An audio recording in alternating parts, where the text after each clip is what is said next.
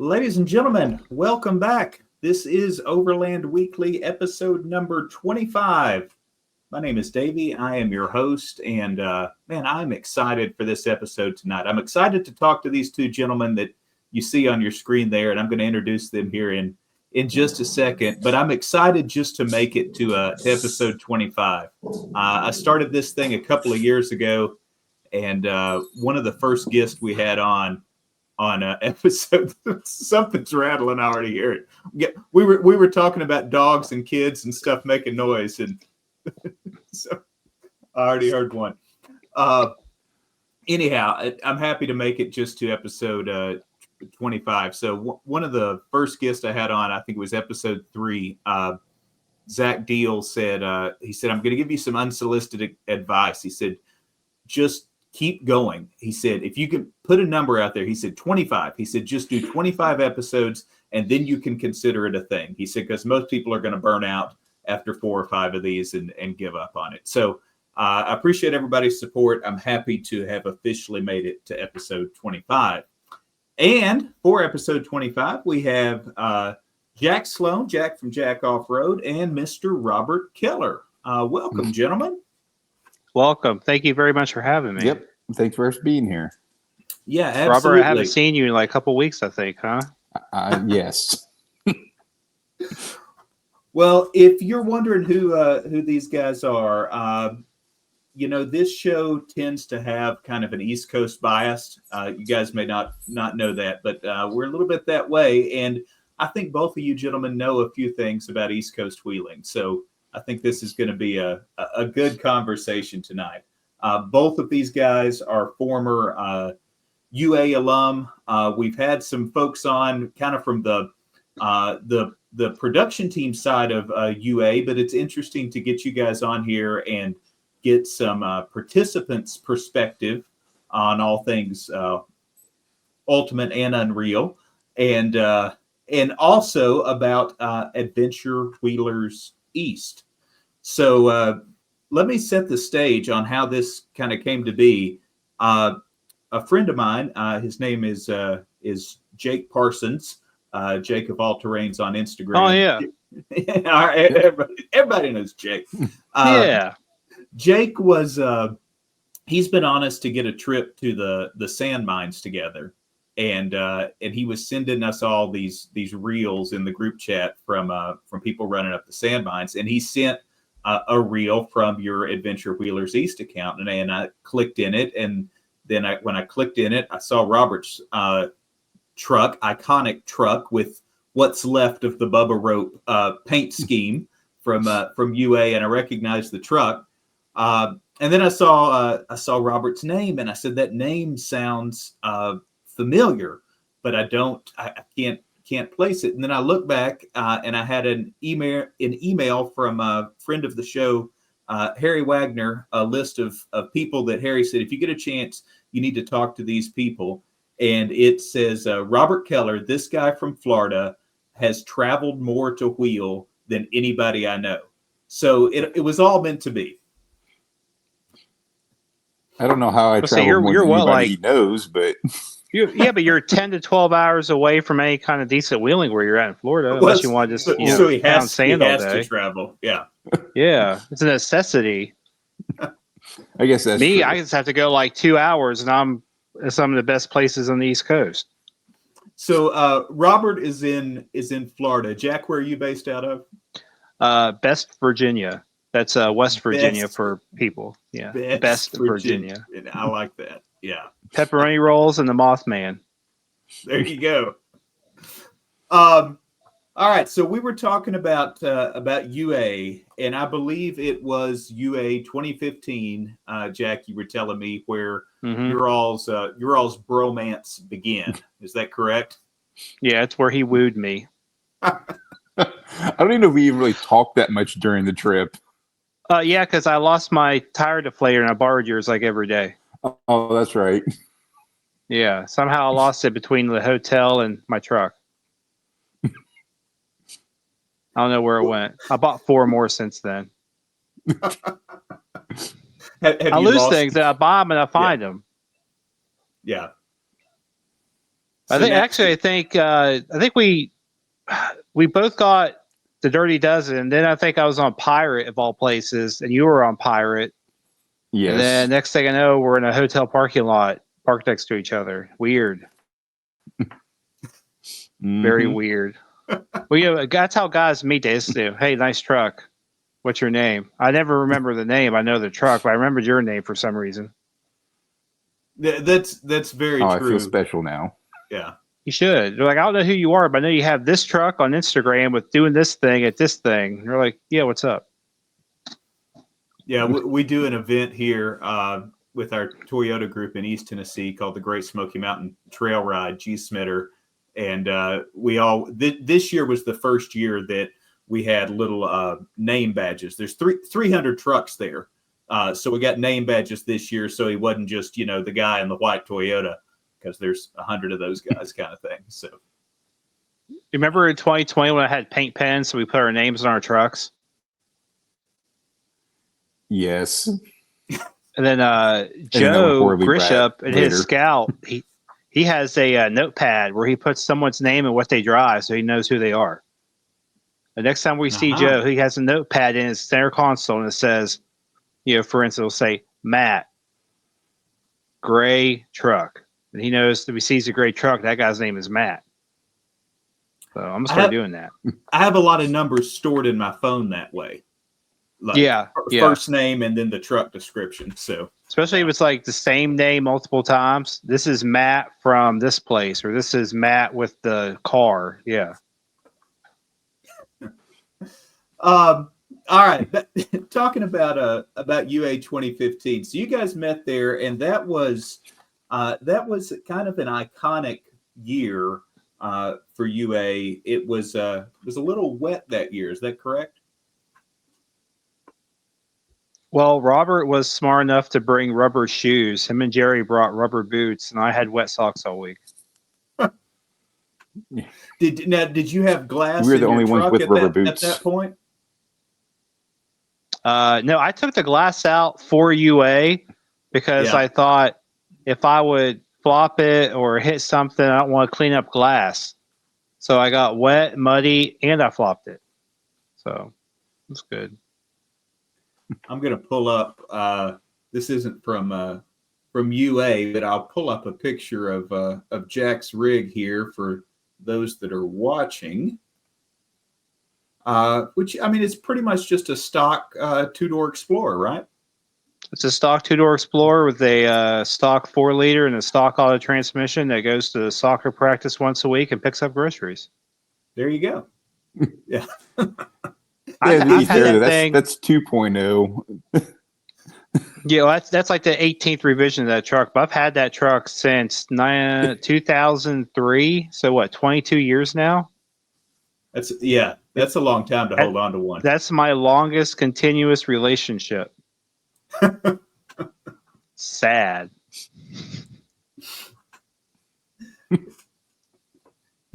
Now, do you have a part stash of Explorers? Like, do you have a little mini Explorer junkyard? Because I'm thinking you can't just find one of these around every corner now. So there's one behind me in the garage I'm sitting in. There's a 4-door outside. And then I was driving to work one day. I was driving past this junkyard and I saw a 2-door Explorer. I went to the guy. I was like, hey, I want to buy that. He said, well, just come by here when you need parts. I'm like, you don't understand. I want to have the whole truck in my yard so I don't have to drive all the way out here to get a part. So, yeah, there's a parts truck, rephrase. The one behind me I bought for a parts truck. It was too nice to be a parts truck, so then I bought a parts truck for the parts truck. And then I found a 4-door, and I said, well, I don't have one of those yet. So I got that one, too. So I have 4 of them right now. Yeah. It's a problem.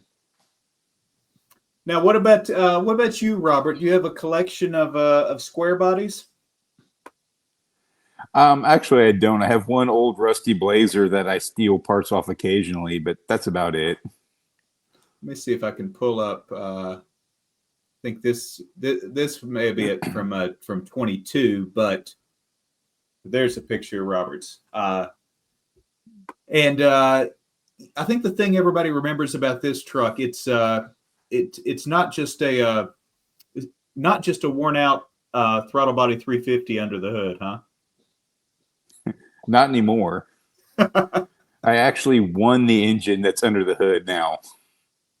It's an 8.1 out of like a 2001 Yukon XL. You won it in like a raffle or what? Yes. So when Tilden Motorsports was still in business, they gave away this 8.1, and on a whim, I entered, and I ended up winning it. Oh, wow. So it was like a 8.1 crate motor? Well, yes and no. It was like a It full, was like a an full 8.1 crate takeout, wasn't motor. it? Okay. It was a full takeout with a standalone harness ready to go. But I see. you know, it's a used motor, but Okay. it was ready to run standalone. Hey, yeah, a free used motor is a good used motor. So Yes. all right. So you guys met 2015. We talked about UA that year. Remind the listeners, where was the event in the rain that year? Let's see. We started in Ohio? We started Kentucky? 2 hours from my house. Yeah. Everyone's taking like weeks to drive there, and I woke up the same day and showed up. Oh, you got lucky. I did. We did Ohio, Kentucky, Tennessee, North Carolina, Georgia, and Alabama. No, yes. we didn't. Did we wheel in Alabama? We ended No, at we didn't wheel in AOP, but Alabama or Georgia. we did the tanks in Georgia. Yeah, we didn't wheel those two. Yes. Yeah, we drove tanks in Georgia and drove through Alabama to get back to AOP. I see. Yes, to say we went through Alabama, payway style. Yeah, we took the shortcut through another state. That sounds right. So that was 2015. Because we had Christian Hazel on a few weeks ago, and he took over in 2016. So I believe 2015 was the last Rick Payway year. Yes. I was lucky enough to do the last payway and the first Christian. Oh, cool. And I somehow got to help during the last actual ultimate adventure through Motor Trend, because I went down to GER and helped trail guide for a day in 2023. So it would have been that was the last year for Motor Trend, wasn't it? I think so. Yeah, it was. Yeah, 23. Mm-hmm. Yeah. So 2015, 2016, there was still magazine articles. I mean, everything was there was. Well, matter of fact, video as well, but you could come home and wait on the magazine. Yeah. 2016, if I remember correctly, the first half of the event made the magazine. The second half, that's when the magazine went away. The second half never made it to print. Wow. So what was what was that like? Because Robert, you've done it both from an Unreal and an Ultimate perspective now. Is that right? Did you do Unreal? No, I've not done Unreal yet. Not done Unreal. Okay. Yeah. I did 15, 16, 21 as a co-driver, and 22 as a sponsor. That's what it was. Yes. That 22 we were talking about. That's when you got your iconic Bubba Rope paint job that you can still see the remnants of today. Yeah. Yes. 21 was the year of the whistle. Yes. With old Dave. I don't know how many people knew that outside of the group, but if you watch videos of 21, you'll hear a dead side truck just whistling the whole entire week. And they pulled the transmission in the hotel parking lot through the cab to change the throwout bearing. Bearing. Yeah, then the whole time, like almost the last day of the trip, it ended up being a kinked PCV hose. Oh, I've heard that story. Yeah. Yep. Mm-hmm. I thought Dave was going to drive into a tree and end it all. He thought he was too. All right, so you guys go, you do UA, and when when did you start talking? You obviously became friends over the years and started saying, we could kind of do something similar to this, get some guys together and go on some adventure wheeling. Well, strangely enough, we both had two separate groups going on. He did his Appalachian adventures with all his West Virginia buddies, and I was in a different group at the time, and we did all our little events.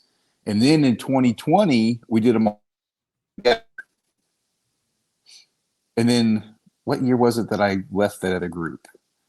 21? 22? 21. 22. Yeah, it might have been 21. Yeah, I did the other group because I started doing things like how we didn't typically always do it, and I basically started my own. Okay. And then me and I couldn't afford to do 2 weeks a year, so we just collaborated together. Combined it. Yeah. So, but you guys, it's called Adventure Wheelers East, but you don't just necessarily stay East Coast, right? You'll go anywhere in the country. We started East Coast stuff, but we ventured out.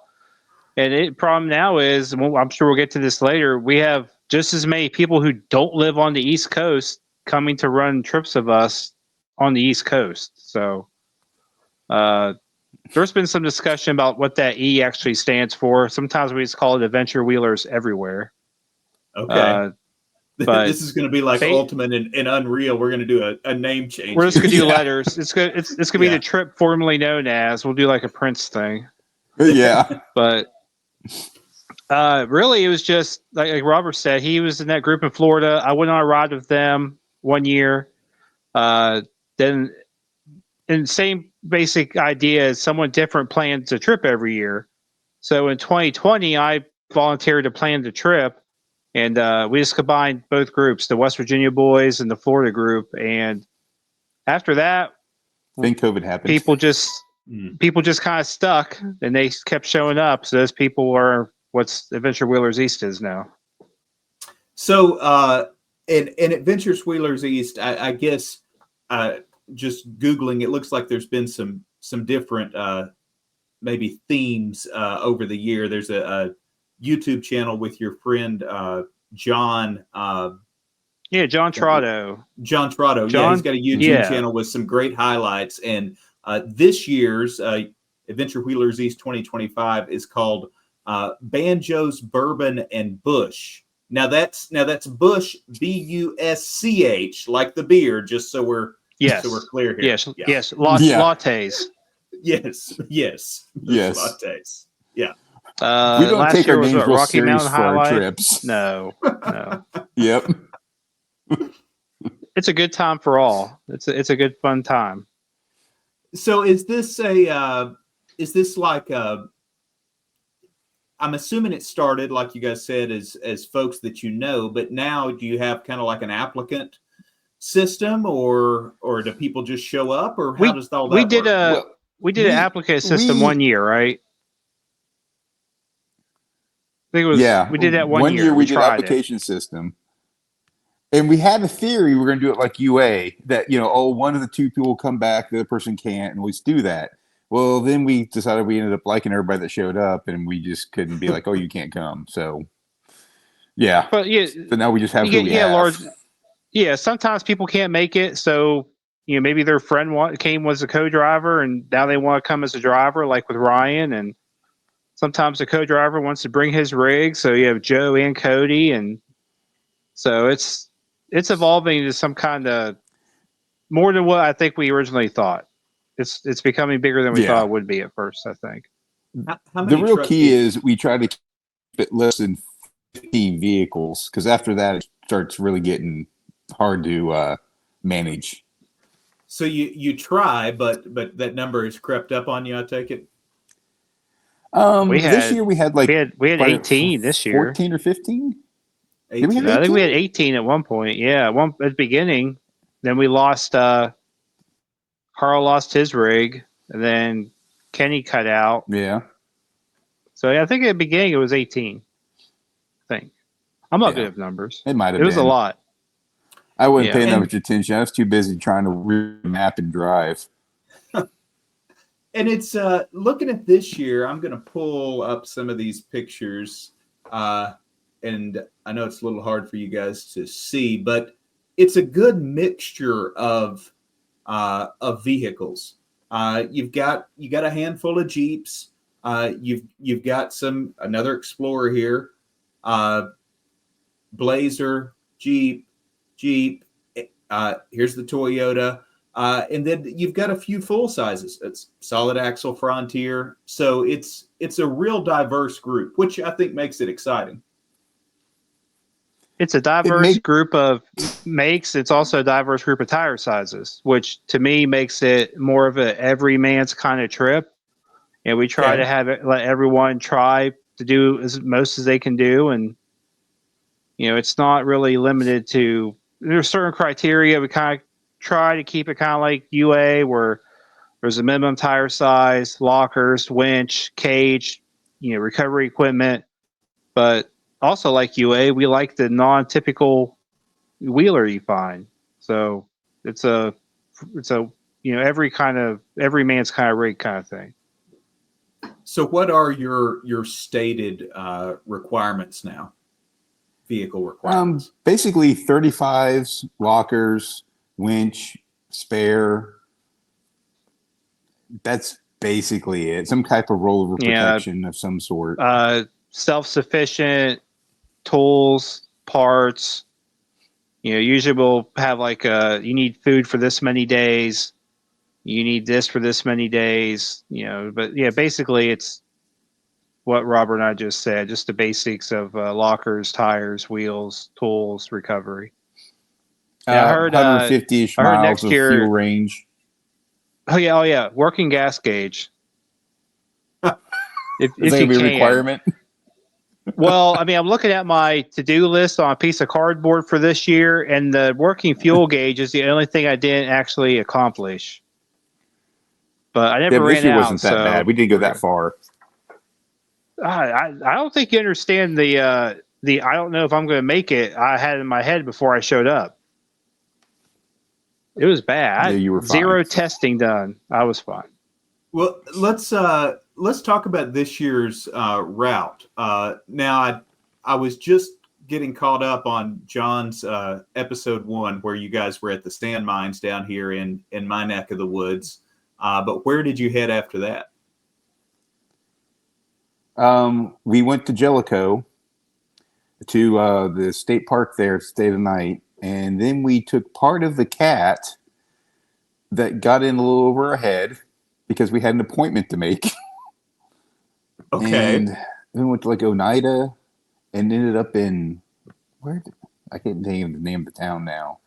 It's wherever the Cumberland River is there in Kentucky. I want to say Georgetown, but it's not Georgetown.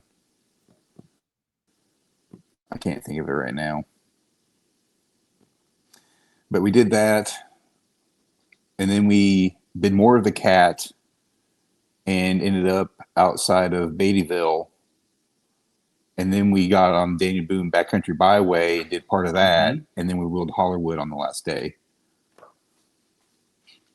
Okay. Well, that's a heck of a way to end it. So if you survived all week, then you went to Hollywood to break everything before you went home? Yes, but the real truth is probably the sand mines was the hardest one. Yeah, day 1 was the hardest day. I mean, every single person used their winch on the gatekeeper at the sand mines. At some point, someone was on a line. It was sloppy out there. That's a hard trail any day, but it was sloppy, and it was a winch fest for those that hadn't seen the video. Yeah. Well, then we get to the top and find out the exit's closed. We had to turn and come back. Oh, I hadn't got to that part of the story yet. Yeah. We had to go back down the top half of the sand mines. Luckily, we were able to go around that gatekeeper. But it started. That's when the weather started to hit too. It was starting to rain on the way down. Well, there's nothing like going down muddy, steep, slick rocks to keep you on your toes. That's Southeast Wheeling. I keep telling people that area of the country is really a temperate rainforest. It could rain any time, and you're up on those hills. It goes from dry to a river in no time. It's like, what's that joke? Every time we go to Harlan, it rains. There's a lot of people in those trails that have spent a lot of unplanned nights with their rigs on those trails because the weather blows in, and it's, it was a walk in the park getting up there, and now it's not. What do you guys think about the worst part Daniel about Boone? Go ahead, Robert. I was gonna say the worst part about that day is me and Kenny were joking about, we got to go back down this, joking with everybody, and then come to find out we did have to go back down. You did really have to go back down. The exit to be closed. Yeah. Well, I was looking at Onyx the whole way, and it made a loop on Onyx. It didn't have an exit. It showed the loop we took. Yeah. And I was like, Onyx does not have that. Doesn't have it done very well. No, not in that. Not on the sand mines. The what do you guys think about the in Kentucky on the Cat and also the Daniel Boone Backcountry Byway? I thought it was great. I like it. I wish that, and we're getting there here in West Virginia, but I wish more of the back roads were mapped for continuous trail use. Does that make sense? Like a continuous route. Oh, absolutely. There's some guys here working on that, and it's getting done. But I think the whole mentality of, the public roads are able to be used for public use for recreation is great. I enjoy it. And I like how, like Robert said on Tuesday, we hit a easy section of the Cat. No, we were on. Was it Cat or were we on? Yeah, we thought, and then next thing you know, we weren't low wheeling. Yeah, it was great. I enjoyed it. It's basically a creek bed. Mm-hmm. Yeah. No, the Kentucky guys have done a phenomenal job working with all the different municipalities up there to put that system together. And like you said, Jack, hopefully some other states can look to what they've done and learn from that, because it's a really cool setup. Mm-hmm. So, all right. So you got in some surprises. What about what was the damage report? Did we have any catastrophic breakdowns throughout the week?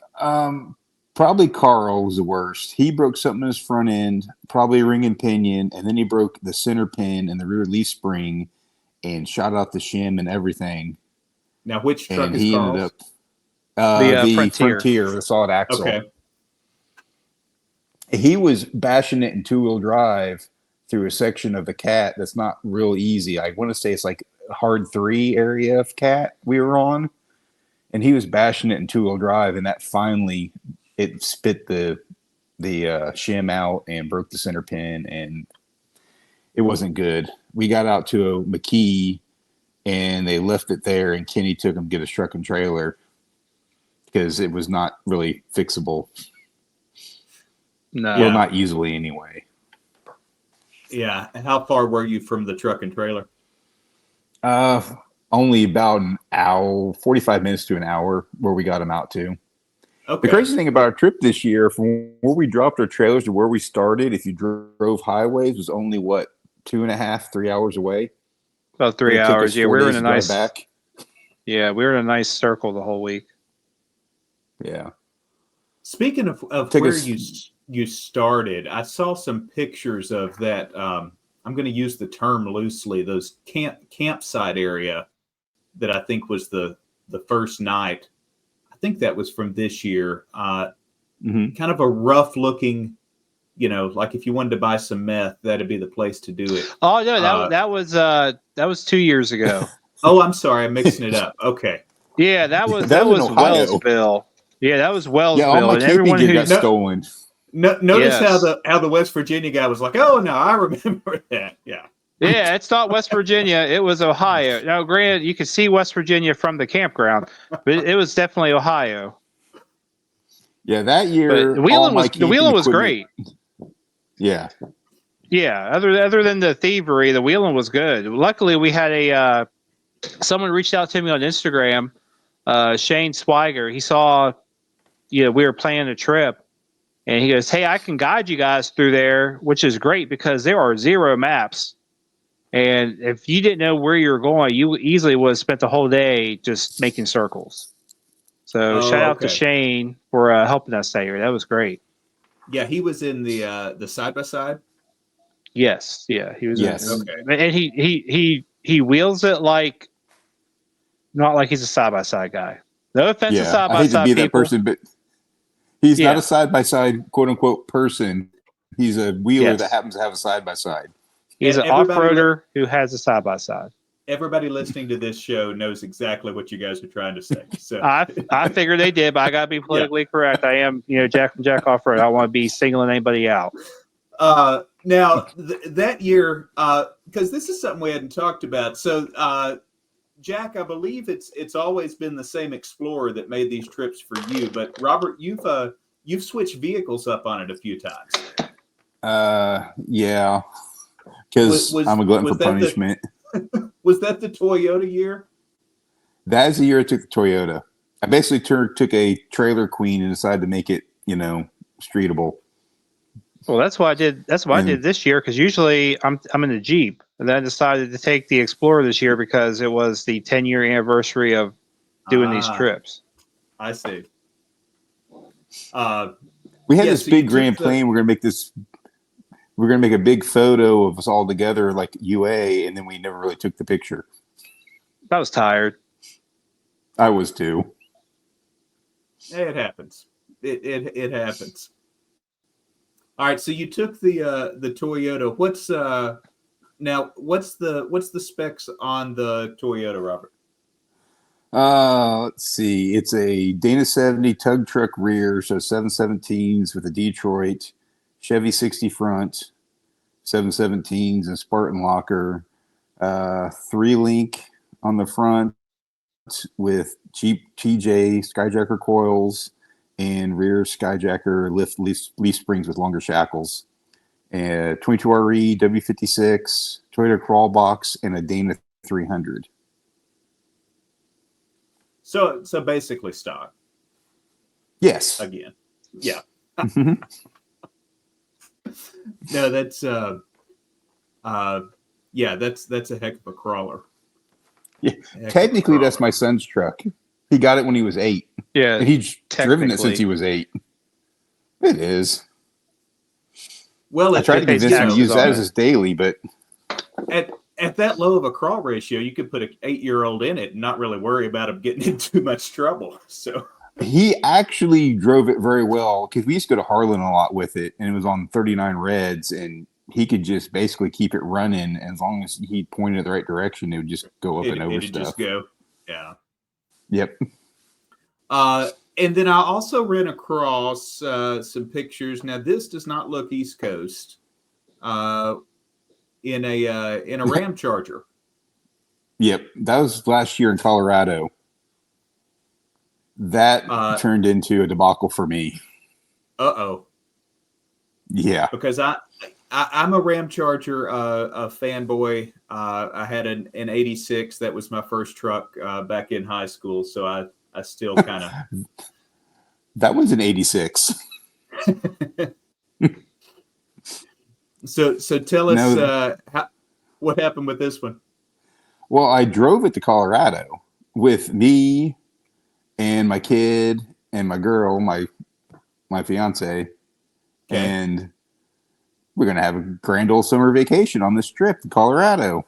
We drive it out there about 100 miles from where we're going to meet everybody.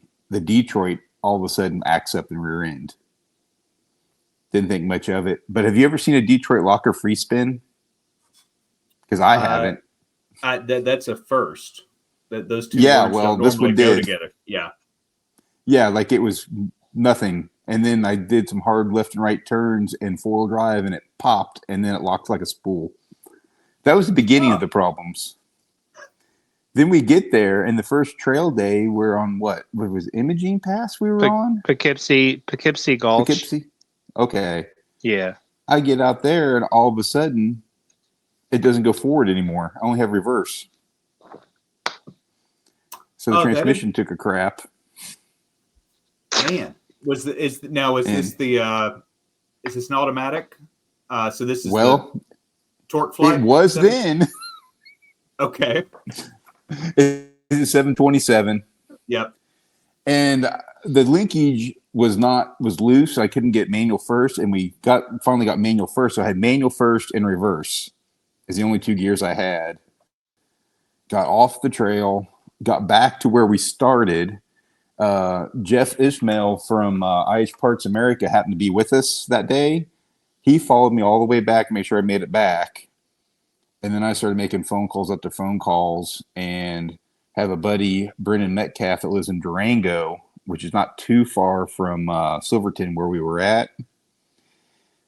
So I drove the truck in first gear all the way from Silverton to Durango. Stayed in a hotel that night because I didn't want to stay at his house with everybody and put him out. Next morning, we went to his house. He gave us a ride to New Mexico to get a U-Haul truck and trailer. We load the Ram Charger backwards on the trailer because it won't fit forward because the wheels are all set too far, which took jacks, and it was a mess. Trailer was way overloaded, but according to U-Haul, it fits an 86 Ram Charger. So then we had to haul it from Durango. Where did we have the trailer drop that year, Jack? Starts with a P. It's just outside of Colorado Springs. Yeah. Yeah. South Colorado Springs. Anyway, it's a long drive over mountain passes with a U-Haul truck. Dropped it off there, returned the U-Haul truck, rented a crew cab Dodge from Enterprise Rent-A-Truck, put all their camping gear in it, and then just met everybody at camp every night in a rental truck. Then I had to take the truck back, take her to the airport in Denver, and then we rode all the way to my dad's farm and dropped it off because our buddy Ryan towed Jack out there, but we put it on Ryan's trailer, and Jack followed us to Missouri. And then I was there, and yeah, it was a mess. It gets longer than that, but it gets way drawn out. Let's put it this way: I couldn't get any rental cars to get home. Yeah, that was the short version. That was the short version. It's way longer. Yeah.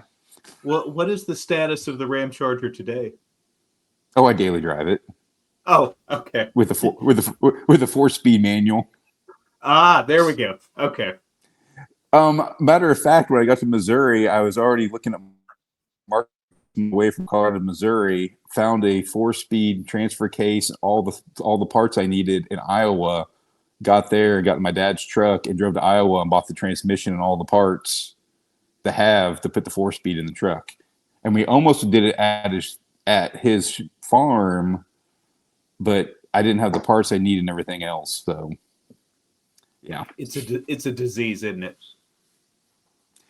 The marketplace, the chasing parts, yeah. Mm-hmm.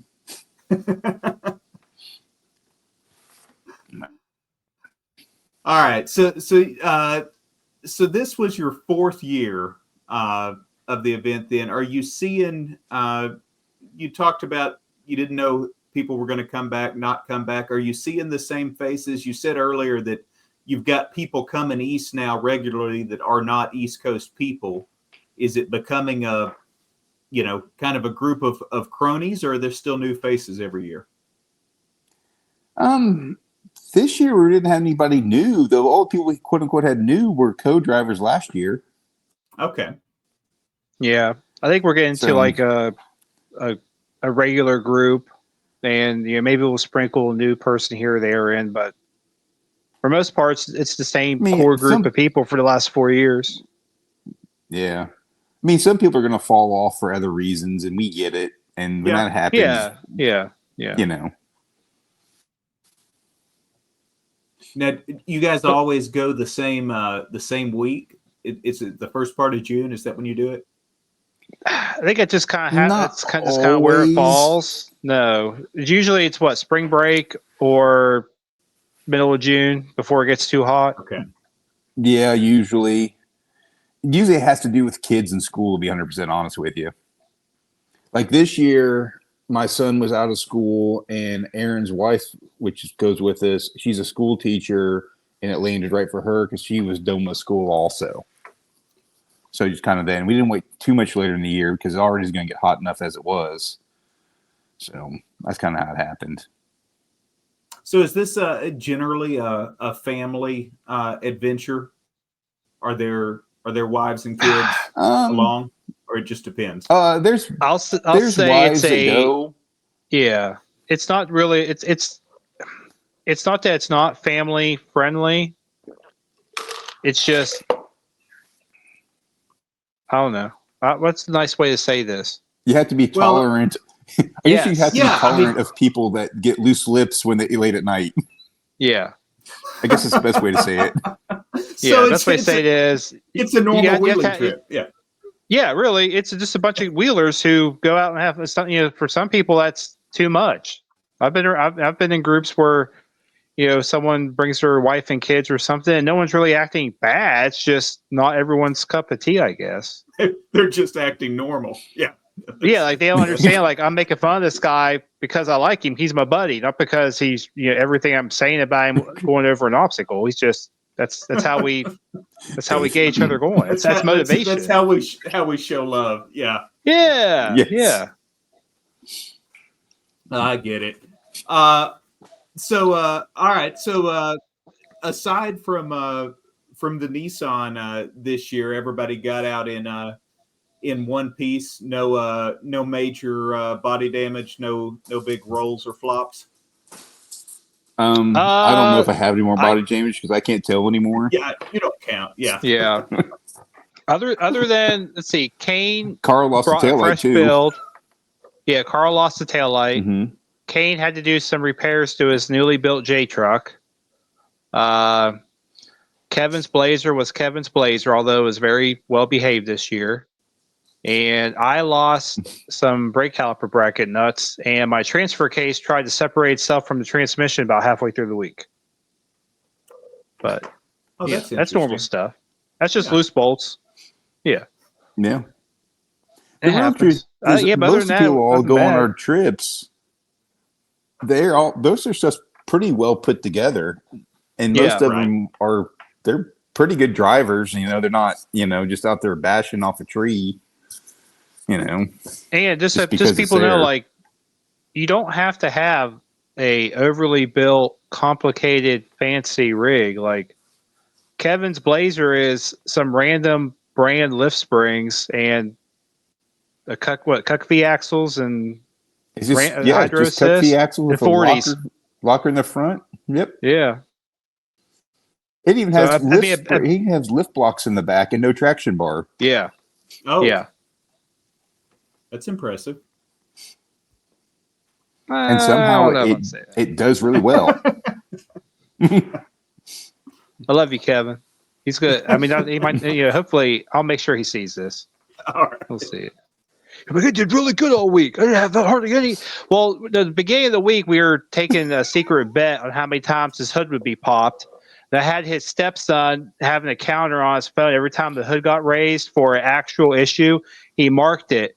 So we took everyone picked a number between 5 and 50. And at the end of the week, whoever got closest to the number of times the hood was up won money. So I think this makes sense now because there was a moment in the YouTube video where somebody goes, "Oh look, Kevin's hood's up again," and I didn't catch the significance of it. Okay. Yes. Oh, that's a yearly thing because when we went to Michigan, I think we stopped at every single O'Reilly, AutoZone, and Advanced Auto Parts between Ohio and the Upper Peninsula to buy something for Kevin's Blazer. Yes. And that year, too, I had the stickers with your head that said most reliable vehicle, and it looked like he was a World War II plane down the fender. Oh, he had all kinds of every kills. time he broke down, we stuck a sticker on his truck.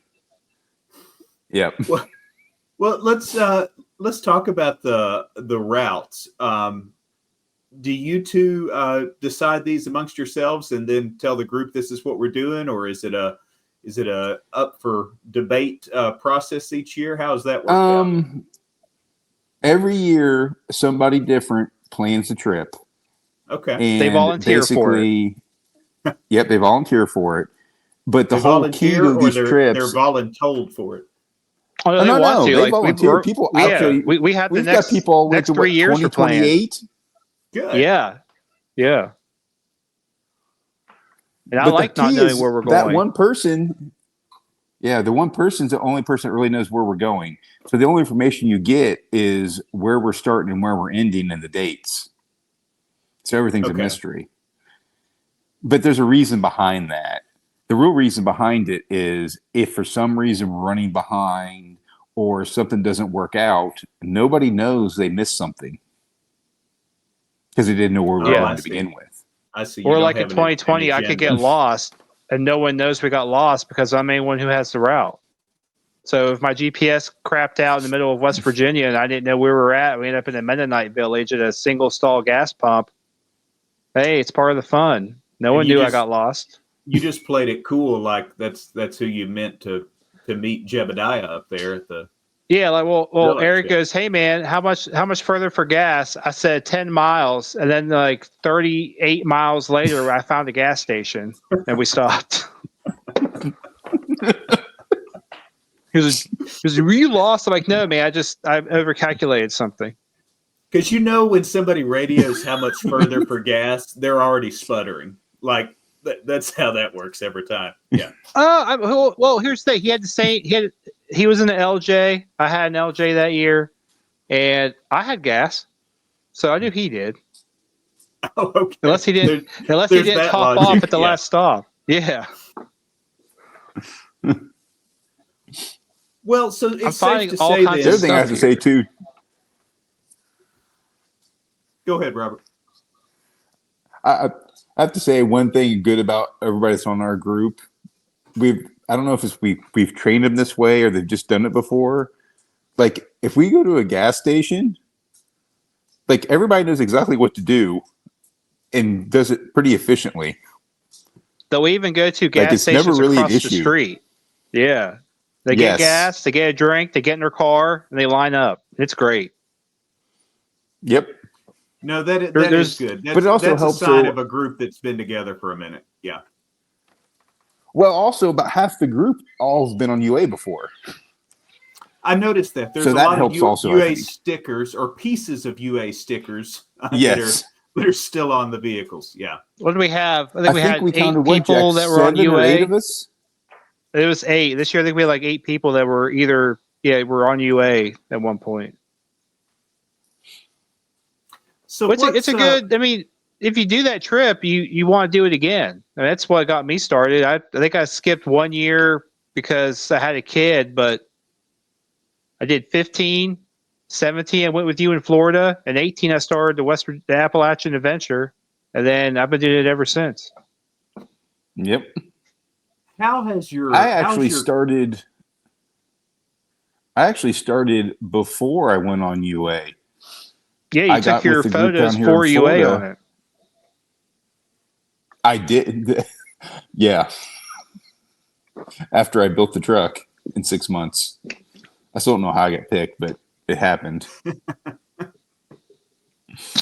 How has your gear and your kit changed over basically 10 years of doing these kind of trips? Are you packing different gear now than you did 10 years ago? Do you know what works and what doesn't? I pack less every year. Less every year. Yeah, every year okay. I pack less. Mm-hmm. I stick by my Camp Right tent cot, a pad, a bag, and then bare minimal for cooking food, because you stop somewhere every day almost. So I mean, you don't have to keep a whole kitchen with you, or you have people in your group who like to cook, and you just keep handing them food to cook for you. That's what I've learned. That's where I was getting ready to get with. I'm getting to where I don't even need to bring camping or cooking gear with me anymore. I basically either grab something or kind of mooch off somebody else that I know real well. And we know that, yeah, because yes, I mean, every year I give away my secret. That's not a secret. You just stand near a grill and see what happens. Yeah. Yes. I don't think we didn't have to stop for dinner at all the whole week, because I brought meatloaf. No. Kevin brought brought brisket. Ryan brought Mhm. sausages. We had pizza Thursday, and Friday was the victory dinner. Yep. So between pepperoni rolls, meatloaf, I was set. I was good all week. Yep. Do you guys are you trying, whoever's leading it? I assume the goal is to get to camp by a reasonable time every night and set up and have some time there, or do these trips often lead to nighttime wheeling adventures? We don't like really going to camp late. We try to get to camp between usually 4 and 5, at the latest 7 before dark. 7, say, yeah. Yeah, because me and Jack both experienced those late night runs before on UA, and while it makes cool stories, it makes for a miserable next day usually. Oh yeah, I'm sure. I don't like being tired. It's my bedtime right now, actually. I'm making sacrifices to be on a podcast with you guys. We appreciate that. Yeah. You're very welcome. I try to please the people. That's what my job is. The other thing too, though, about getting to camp early, it gives a chance for everybody to actually hang out and talk. Right. Because when you're on the trail, you talk some on the radio yeah. or whatever, but it's not the same. And we always try to camp someplace where everybody's kind of forced to be close to each other, kind of not on top of each other, but like where there's one communal area for everybody to get together. So there's not turning into little cliques of people over here, people over here, people over here. Well, I always joke about how I do these trips so I can hang out with my friends and drink a beer. And that's really why I like the off-road. I mean, cool, wheeling's great, but I like the networking, the camaraderie, stories, and wheeling's just a byproduct of that. I get to wheel while I'm hanging out with my friends. That's what I do. Yes, without the people, without the community, it'd be a lot of work for a lot less reward. Just going out and spending money and breaking stuff. So, yeah.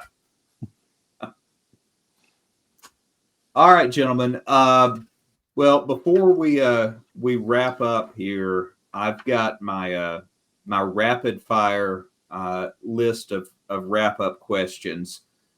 So we'll run through these, and Robert, I'll let you answer first to kick us off.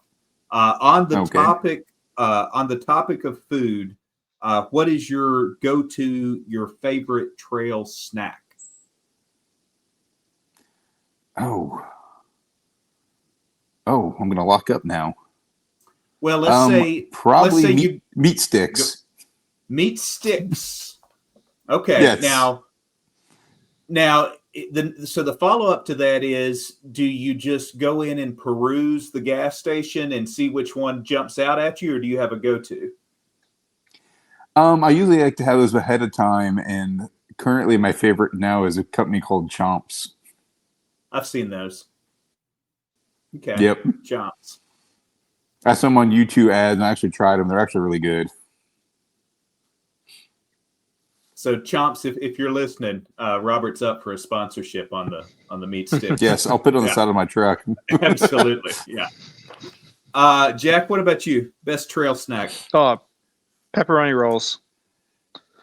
I'm a West Virginia boy. I gotta have my pepperoni rolls and different brands. Everyone has their favorite. I brought one brand. Kevin brought 2 different brands, and we were passing them out like candy to everybody all week.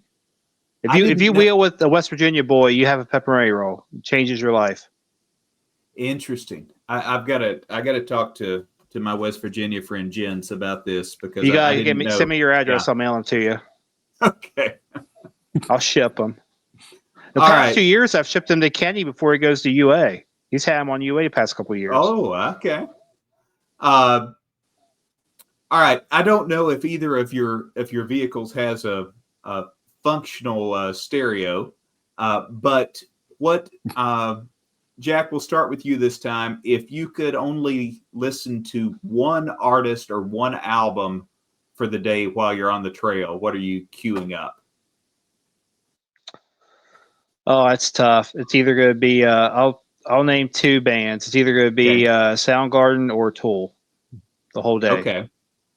which Tool's easy. I mean, their songs are like 15, 20 minutes long. So like, half a CD's a whole week of wheeling. Yeah. You're making your age pretty easy to guess with those. I know exactly. I'm stuck in that time zone. Yeah, I'm stuck.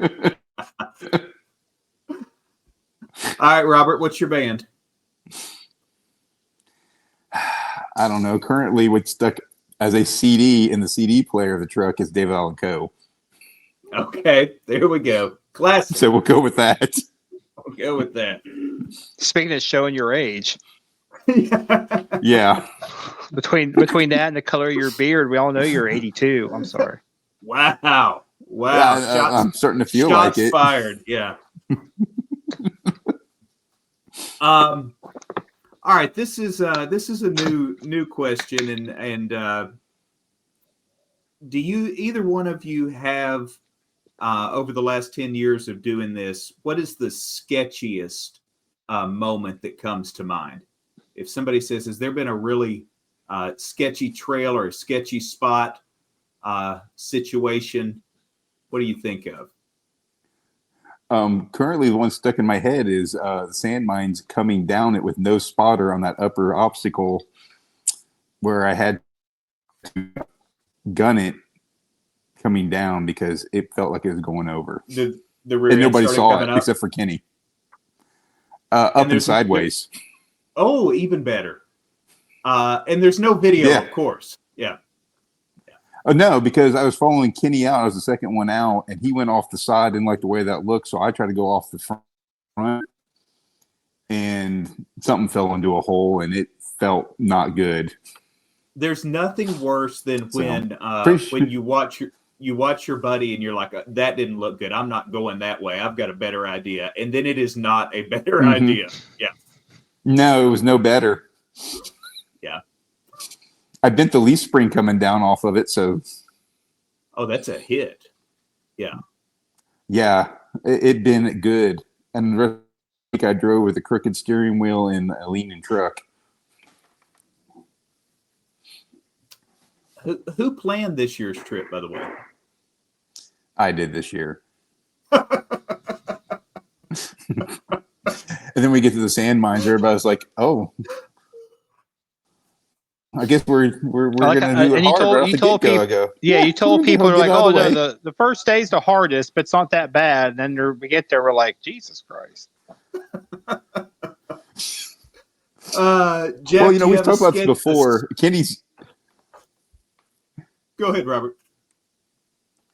We've talked about it before, and Kenny's the same. Kenny's even worse than I am about it. About what our idea of hard is kind of jaded. So, like, oh, it's not that hard. And you get there and you're like, well, maybe it is kind of hard. I don't know. Like, I don't know how to explain it. And it's like we said, I mean, it depends on the day of the week, what those trails look like. Jack, do you have a this year? moment? Yeah, this year it was the extreme hard line on Widowmaker. Was that Widowmaker 4? At it's Big Hollerwood? Widowmaker. Yeah, Big Widowmaker. Almost had it. It looks worse than it was. It looks like I was all on my side by laying on my rocker. I backed off of it, but that was probably the worst moment I've had in a couple of years. I think I saw a picture of that. I think that's if there's a picture with Melvin standing behind it, it puts some good perspective in it because Melvin standing straight up is almost even with the bumper. Let's see if I can. I think if I had backed up and bumped it a little bit more, I think I might have got my front around that rock, and I would have been fine. Or I would not have been fine and rolled further. All right. Yeah, if I had a little bit of side looks, I think it'd be all right. Is this the one we're talking about? Yeah. Yeah. Yep. Yeah. There's a shot of it from behind, too. I can't find that one. But, yeah. Yeah, that's a little bit of a pucker factor there. I backed out of it. Everyone's like, well, how'd you get out of there? I was like, I put it in reverse, and I backed up. Kane just hooked a rope to the back bumper, and we just pulled it around a tree as you backed up. Yeah, just Yeah. Is that a Stone Cold Steve Austin license plate on the front? Hell yeah. Oh, I I'm surprised you didn't continue to show my find age. the picture of. I'm surprised you didn't find a picture of Wrestling Wednesday from Windrock several years ago. Was that 3 years ago? Oh yeah, I was Eric was Stone Cold, Jamie was the Macho Man, and I was Diamond Dallas Page. Oh, Sometimes we have theme days. I know we're on the wrap up, but we got to mention one thing. Okay, go for it. Part of the mystique of the West Virginia group was we would stop at a Goodwill store and buy clothes to wear to dinner Friday night. And each time when we combined groups, that was the one thing we carried over. And every year we have to have a Goodwill stop. So you have to have ice cream and a Goodwill stop. And then you buy clothes, and generally you want to look stupid. And then when we were in Michigan, we went to this resort restaurant, and we walked in looking like a bunch of homeless people and from like a 70s rock band groupies. And I looked at this guy, I was like, dude, I was like, I'm never going to see you ever again my whole life. I really don't care. I look like an idiot. I'm having the time of my life, man. Thank you. He got me a beer, and it was a good time. They were everyone, they like it. People that work at the restaurants we go to crack up. We even we were in Harlan where Jen found a wedding dress, and we all bought sport coats. That was in Harlan. It was in Harlan. Yeah, we went to the restaurant that's a steakhouse, a pasta house, and a Mexican restaurant, and they thought we were a wedding party, and they sat us and treated us like we were a wedding reception. It was great. That's you gotta have fun. If you don't try to have fun, and this seems like work the whole week. Now, so do you choose your own outfits in the Goodwill? Oh or yeah, is this like, you have to embarrass yourself. I see. I didn't know. There could be a year where you draw names and kind of like a Secret Santa, you get to choose somebody else's outfit. this year someone else found my jack-o'-lantern leggings. So, but they matched the shirt I bought, so I wore them. All right. I don't think that's anywhere online. Thank God. I don't think so. Important question here: DeWalt or Milwaukee? DeWalt. Bauer. That is the first Bauer in 25 episodes. I want you to know. Well, I mean, if you drop it in a creek, okay, you go to Harbor Freight and warranty it out. I still have a Craftsman 15-year-old impact gun in the back of my Explorer that still works. I'm not going to take my good stuff. It's throwaway tools. All right. So, Robert, your team yellow. Yeah, but there's reason behind that. It has to maybe do with what I do for a living. Okay. I'm team cheap. Fair. That's a good team. I normally refer to it I'm a frugal wheeler. I normally refer to it as door number 3. We have DeWalt, Milwaukee, and door number 3. So, but it's all the others. First time that Bauer has been behind door number 3. All right. Serious question for each of you. Is there a place that you would like to visit, an area to have this adventure that hasn't happened yet that you're hoping gets picked, maybe? Yes. Well, there's places I want to go, but then you have to think how many of the group could actually go there also. So it's kind of one of those weird, like I'd love to do like North Dakota and all that stuff up through there because I've never been that area, or even the Pacific Northwest. But you got to realize not everybody can afford to go clear across the country. Sure. It's like when we did Colorado last year, I mean, that was asking a lot from a lot of people too. That's a lot of fuel. I'm still selling plasma because of that trip. At least your transmission didn't go out on like day one. Yeah, hey, you bring a new bill. I'd say Robert may have had the most expensive bill from that trip, from what you described. Yeah. I think he did. I think you're right. Mine is I would like to go to the very northeast, New England. I'd like to wheel in New England. So anyone in New England who has access to all these private land parks, I'd be interested in going up there and seeing it. That's speaking of New I would England, like to get up there as well. There's a gentleman. He's been on the show. He's a friend of mine. His name is Patrick Perry from Perry Parts Bump Stops, and he is in New Hampshire. So, Patrick, if you're listening, put together a New England trip for us. Talking about New England area. One day I was looking and go, man, I'd like to go to Maine. Would you believe Maine is just as far as me going to Phoenix, Arizona? Yes. Yeah, it's a haul. Yeah, it doesn't look like it when you're staring at the map, but yeah, it's as far as me going to Phoenix. I think it's like 12 hours for me, I think. Not for me. Maybe. It's like 3 days. Well, you know. But that's why you have all that sunshine. Pick Jack up on the way. Yeah. Yeah. Buy a bigger trailer. Yeah. Yeah. Bigger trailer. Your 200,000-mile Dodge will pull it. Come on. 300,000 and it needs injectors. Oh, we're good. We're good. We're fine.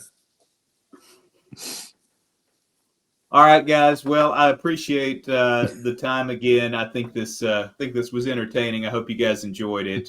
I did.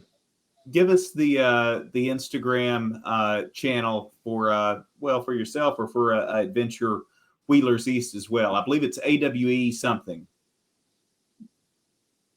I can tell they're thinking. I don't even know what it is. It's just AWE. It's AWE underscore. Go to Instagram underscore and search Adventure Wheelers East. Yeah. Go to Jack from Jack Off Road. I think I tagged it and everything. Everything's Jack from Jack Off Road. Or Keller 51, whichever. There you go. Yeah, he uses his AOL email 51 for is Instagram. not my birth year. Well, yeah. So Jack already told us you're 82, so yeah. Yeah. Hey, real quick before we leave, I just want to say one thing. Everyone who watches videos of week-long adventure trips, and you think to yourself, I can never do this. It's not that it's easy, but it's not hard. You sit down, you say, I want to go here, here, and here. You fill in the blanks with some back roads or some scenic stops, and you find some friends, and you just go do it. I mean, that's how I started doing it. I said I want to wheel these 3 places, and I found cool ways to get there, and Robert same way, and then we just went and did it. And you'd be surprised at how much you're capable of doing if you just have a loosely drawn out plan and just go to have fun. So everyone can do it. Banjos, Bourbon, and Bush. There you go. That's all you need. All right. Thank you, gentlemen. Appreciate it. Thank you very much. No problem.